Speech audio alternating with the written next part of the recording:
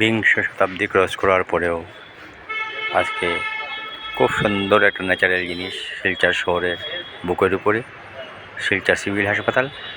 খুব সুন্দর একটা পুষ্করিণী, চতুর্দিকে বাউন্ডারি দেওয়া এবং জলটা কাচের মতো এত সুন্দর, এত পরিষ্কার, এটা অকল্পনীয়।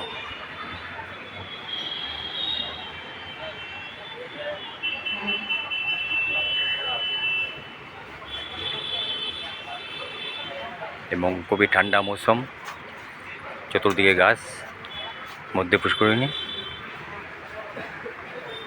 কিছু মাছের আনাগোনা আছে দেখা যায় মধ্যে মধ্যে।